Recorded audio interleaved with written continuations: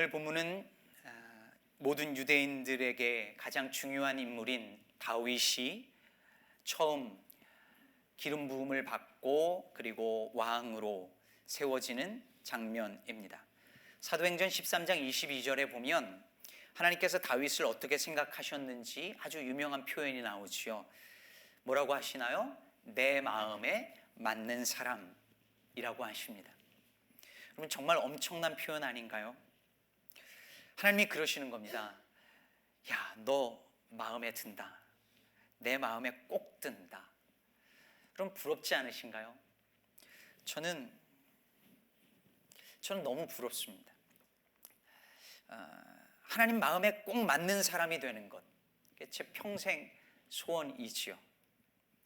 연애 시절에는 제 지금의 아내에게 아내 마음에 드는 남자이고 싶었고, 학교 다닐 때는 교수님 마음에 드는 학생이고 싶었고, 아이들 마음에 꼭 드는 아빠이고 싶고, 또 교회에서는 교인들 마음에 드는 목사이고 싶지만, 그보다 간절히 정말 원하는 것은 하나님 마음에 꼭 맞는 사람이 되는 것입니다. 그런데 다윗은 도대체 뭐가 그렇게 훌륭해서 하나님께서 이렇게 칭찬을 하시고 이런 놀라운 복을 받은 것일까요? 다윗은 어떻게 하나님 마음에 꼭 맞는 사람이 될 수 있었을까요? 오늘 본문 사무엘상 16장 바로 앞에 15장까지를 보면 이스라엘의 첫 번째 왕이었던 사울이 하나님 마음에 합당하지 아니하는 행동을 하는 것이 나오죠. 제사장이 해야 할 일을 자기가 대신하는 죄도 저지르고 아멜렉과의 전투에서 하나님 명령에 순종하지도 않습니다.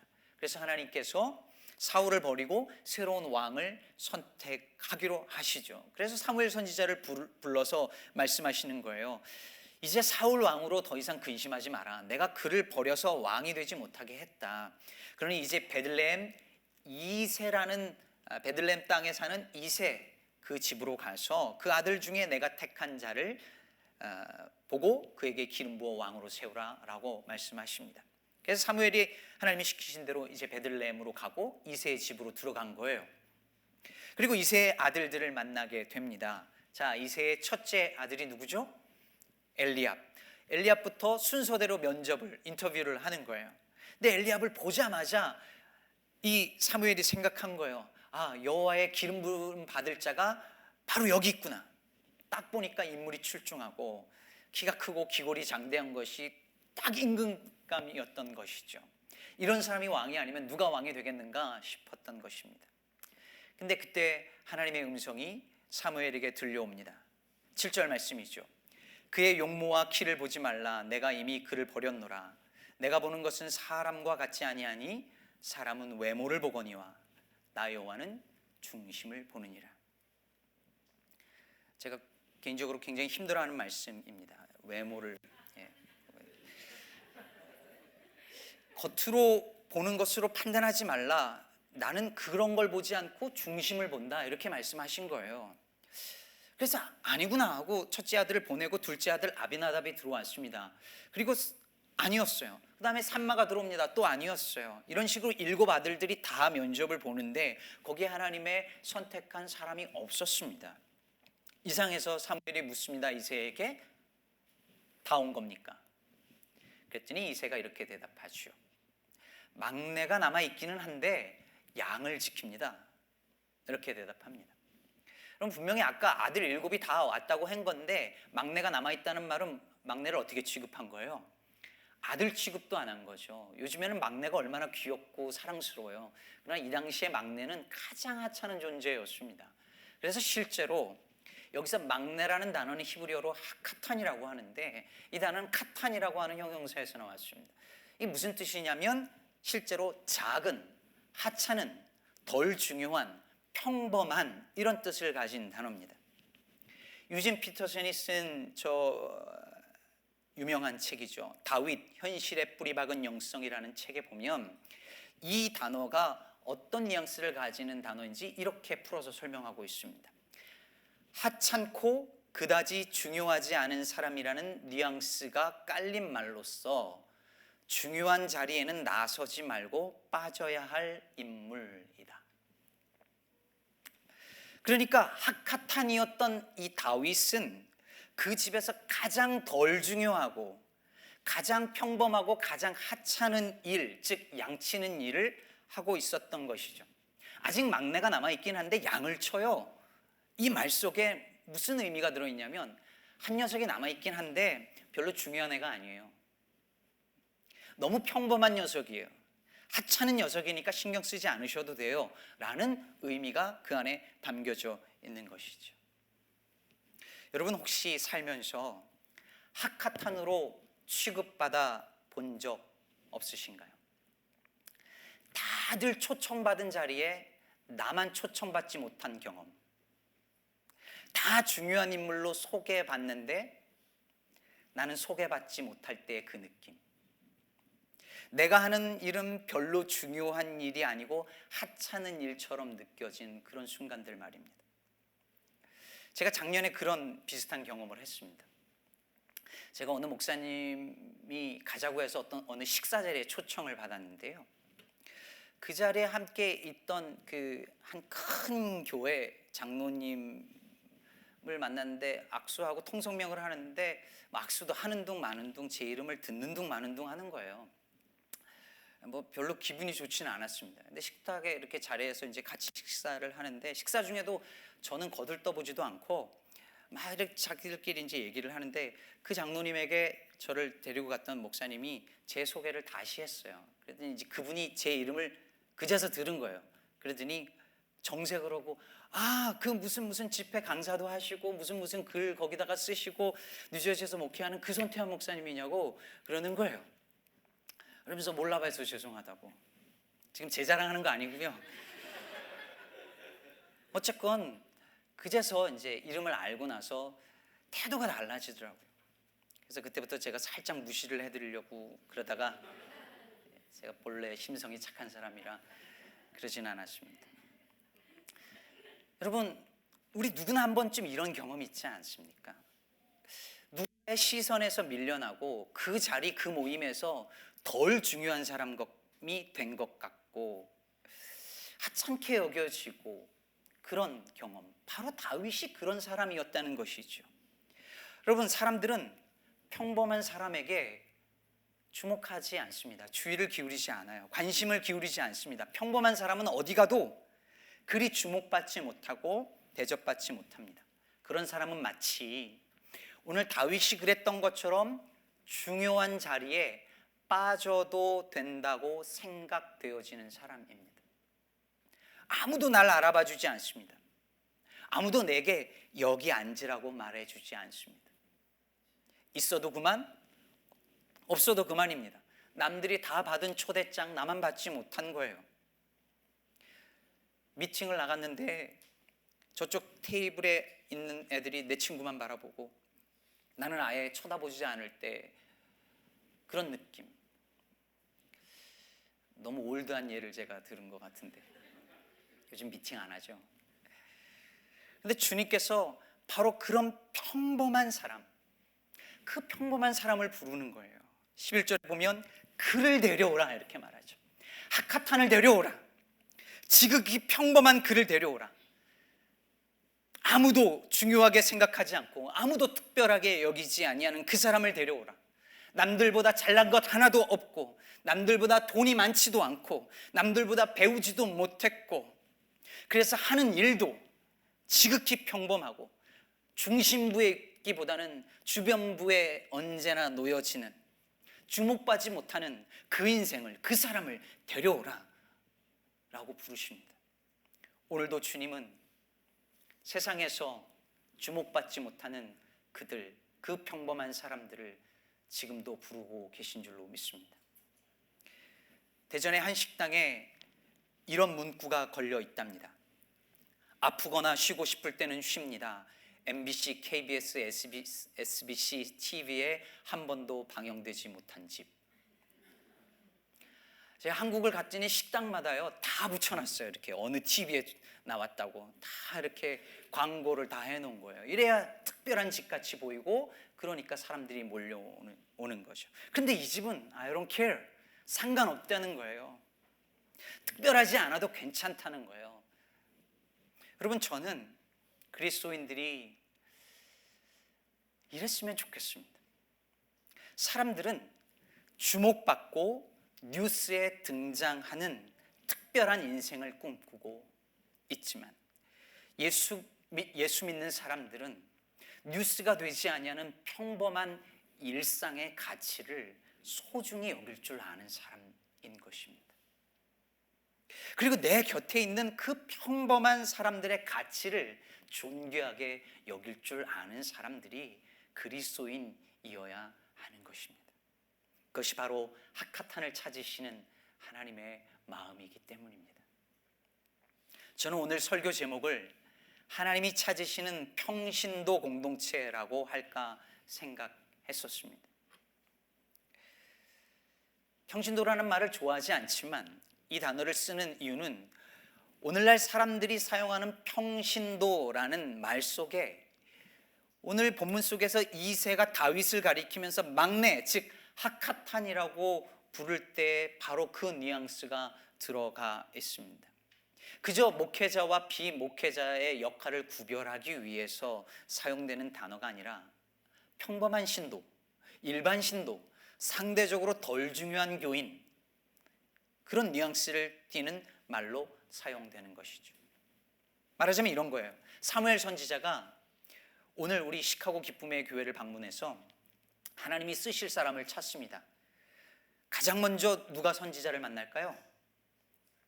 담임 목사죠. 저를 본 선지자께서 한눈에 알아보시고 하나님이 쓰실 자가 바로 여기 있구나 생각합니다. 그런데 아니었던 거예요. 그래서 다음에는 장로님들을 한 분 한 분 다 만납니다. 근데 아닌 거예요. 예를 들어서 그렇다는 겁니다. 그때 선지자가 묻습니다. 이 사람들이 다인가요? 그랬더니 누군가 대답하는 거예요. 있긴 있는데요, 평신도예요. 여러분, 우리 교회 안에 이런 생각이 얼마나 많은지 모릅니다. 성도들 스스로가 그렇게 생각해요. 나는 그냥 평신도예요. 그런 건 장로님들이나 목사님들이나 하는 거지 저 같은 평신도가 그걸 어떻게 해요? 그만큼의 신앙생활, 저는 평신도인데 어떻게 그만큼까지 해요? 저는 그냥 평범하게 교회 생활 할래요. 일주일에 그냥 썬데이 그냥 와서 예배 드리는 그거면 좋게요. 평신도니까. 저는 능력도 없고 돈도 없고 시간도 없고 뭐 특별한 게 없어요. 그런데 주님이 말씀하십니다. 그를 데려오라. 평신도들을 데려오라. 내가 그들을 택한 백성으로, 왕같은 제사장으로, 거룩한 나라로 나의 소유로 삼았다 말씀하십니다. 내가 목사를 너희의 제사장으로 세운 일이 없다 하십니다. 바로 너희가, 즉 교회가 왕같은 제사장이라 말씀하십니다. 이 얼마나 놀라운 음성이고 놀라운 은혜입니까? 지극히 평범한 우리를 불러 왕같은 제사장으로 삼으시고 그런 우리를 통하여 하나님의 나라를 세워 가시겠다고 약속하십니다.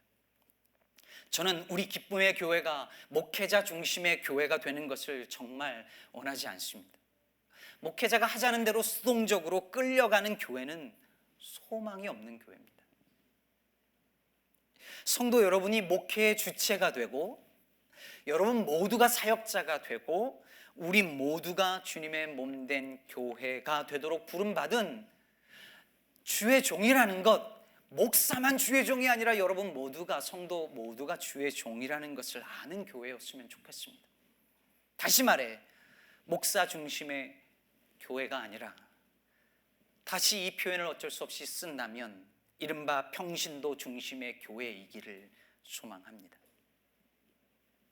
여기에 한 가지 우리가 잊지 말아야 할 사실이 있습니다. 그러면 하나님이 그 하카탄을, 그 평범한 사람을 부르신다고 했는데 그러면 하나님은 평범하면 무조건 부르시는 걸까요? 평범함 그 자체가 하나님이 부르시는 기준인가요? 오늘 본문 말씀을 조금 더 읽다 보면요, 뭔가 좀 이상한 구절이 있는데 여러분은 못 느끼셨는지 모르겠습니다. 이제 사무엘이 불러오라니까 이새가 막내 다윗을 불러오지요. 그런데 다윗이 딱 오는데 그 장면을 12절은 다윗에 대해서 이렇게 묘사를 하고 있습니다. 12절 보면 이에 사람을 보내어 그를 데려오매 그의 빛이, 즉 얼굴 빛이 붉고 눈이 빼어나고 얼굴이 아름답더라. 여호와께서 이르시되 이가 그니 일어나 기름을 부으라 하시는지라. 아니, 조금 전에 분명히 주님이 외모를 보지 않고 중심을 보신다고 하더니 지금 이거 다윗의 외모를 본 거 아닌가요? 여러분이 이 구절을 읽을 때 이상하지 않으셨나요? 역시 예수 믿는 것도 얼굴 따지고 직업 따지는 건가? 여러분 생각할 수 있지 않아요? 그런데 여러분, 오늘 다윗의 얼굴 빛이 붉고 눈매가 빼어나고 얼굴이 아름답던 거는 누가 본 거예요? 하나님이 본 거예요? 자세히 보세요. 누가 본 것인지. 사무엘이 본 것이죠. 하나님이 보고 하나님의 평가가 아닙니다. 여러분, 다윗의 얼굴이 외모가 뛰어난 건 사실이지만 그럼에도 불구하고 주님은 그 얼굴을, 그 외모를 보신 것이 아니라 여전히 그 다윗의 중심을 보고 계신 것입니다. 그러면 하나님이 보시는 그 중심, 마음의 중심이라는 건 뭘까요? 하나님이 바라보신 다윗의 마음의 중심은 어떤 것이었을까요? 우리는 흔히 여기서 이렇게 생각할 수 있어요. 이새의 장남 엘리압은 출중한 외모를 가지고 좋은 외적인 요소를 갖추었지만 속으로는 악하고 음란하고 욕망이 많고 이기적인 사람이었고, 반면에 다윗은 너무 평범하고 보잘것 없고 그리고 양치기에 불과했지만 속은 마음이 참 착하고 선하고 거룩한 사람이었다. 주님은 그 마음의 중심, 그 다윗의 마음의 중심에 선함을 본 것이다라고 생각합니다. 그런데 여러분, 그러면 하나님은 선하고 착한 사람만 찾으시는 건가요? 나 같은 죄인은 하나님 앞에 갈 수 없는 걸까요? 여러분 생각해 보세요. 하나님이 우리의 내면을 보신다고 했는데, 마음의 중심을 보신다고 했는데 그 앞에 완전할 자가 누가 있겠어요? 의인은 없나니 하나도 없다고 했습니다. 예수님은 사람의 마음에서 나오는 것이 악한 생각과 살인과 간음과 음란과 도적질과 거짓 증언과 비방이니 이런 것들이 사람을 더럽게 한다고 했는데 여기서 다윗만은 예외인가요? 그렇지 않습니다. 다윗의 얼굴이 아름다웠을지라도, 외모가 출중했을지라도 그 마음속엔 다른 사람들이 가지고 있는 모든 죄악이 다 있었습니다.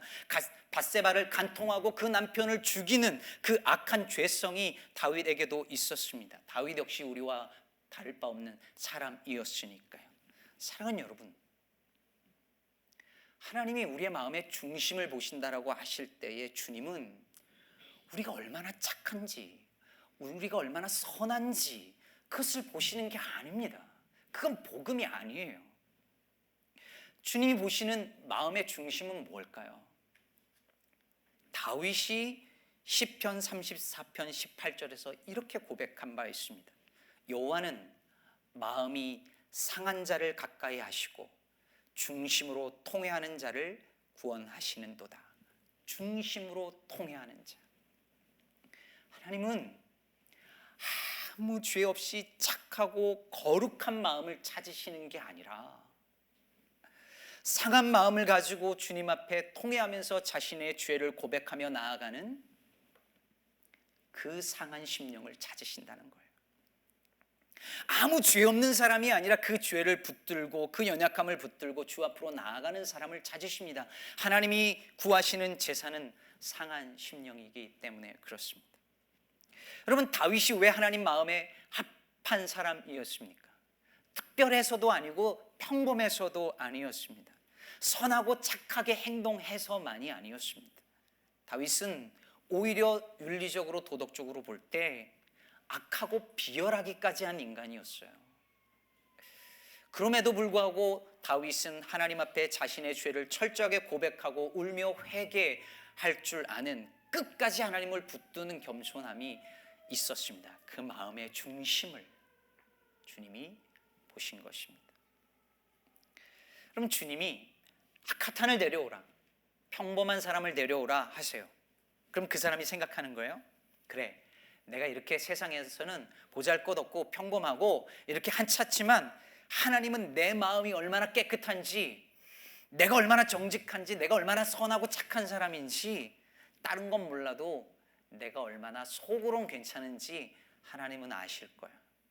주님은 외모를 보는 게 아니라 중심을 보니까 이렇게 생각하는 착각에 우리가 빠집니다.